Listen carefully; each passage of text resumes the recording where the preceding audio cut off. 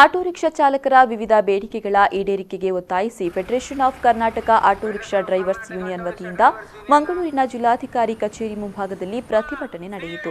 ದುಬಾರಿ ದಂಡ ವಿಧಿಸುವ ಕೇಂದ್ರ ಮೋಟಾರು ವಾಹನ ಕಾಯ್ದೆ ತಿದ್ದುಪಡಿ ವಿಧೇಯಕ ಹಾಗೂ ಐಎಂವಿ ಕಾಯ್ದೆ ತಿದ್ದುಪಡಿಯನ್ನು ವಾಪಸ್ ಪಡೆಯುವುದು ಸೇರಿದಂತೆ ವಾಹನಗಳ ಇನ್ಶೂರೆನ್ಸ್ ಪ್ರೀಮಿಯಂ ದರ ಏರಿಕೆ ನಿಯಂತ್ರಿಸಬೇಕು ಎಂದು ಯೂನಿಯನ್ ಅಧ್ಯಕ್ಷ ಸುನಿಲ್ ಕುಮಾರ್ ಬಜಾಲ್ ಆಗ್ರಹಿಸಿದರು. ಇವತ್ತು ಮೋಟಾರ್ ವೆಹಿಕಲ್ ಆಕ್ಟ್ಗೆ ತಿದ್ದುಪಡಿಯನ್ನು ಮಾಡಿದ್ದಾರೆ. ಇದು ನಾಳೆ ಸೆಪ್ಟೆಂಬರ್ 1ನೇ ತಾರೀಕಿಂದ ಜಾರಿ ಆಗ್ತಾ ಇದೆ. ಇದು ಇಡೀ ಕಾಯ್ದೆ ಏನಿದೆ, ತಿದ್ದುಪಡಿ ಮಾಡ್ತಕ್ಕಂಥ ಒಂದು ಕಾಯ್ದೆ ಏನಿದೆ, ಇದು ಇಡೀ ಚಾಲಕ ವರ್ಗಕ್ಕೆ ಒಂದು ಮಾರಕವಾಗಿ ಇವತ್ತು ಪರಿಣಮಿಸ್ತಾ ಇದೆ. ಬಹಳ ಮುಖ್ಯವಾಗಿ ಇದರಲ್ಲಿ ಇರ್ತಕ್ಕಂಥದ್ದು ದುಬಾರಿ ದಂಡ. ಈ ದುಬಾರಿ ದಂಡ ಆಗಲಿ, ಇನ್ಶೂರೆನ್ಸ್ ಪ್ರೀಮಿಯಂ ದರ ಇವತ್ತು ವಿಪರೀತವಾಗಿ ಜಾಸ್ತಿ ಮಾಡಿದ್ದಾಗಲಿ, ಇವೆಲ್ಲವುಗಳು ಕೂಡ ಚಾಲಕರಿಗೆ ನುಂಗಲಾರದ ತುತ್ತಾಗಿದೆ.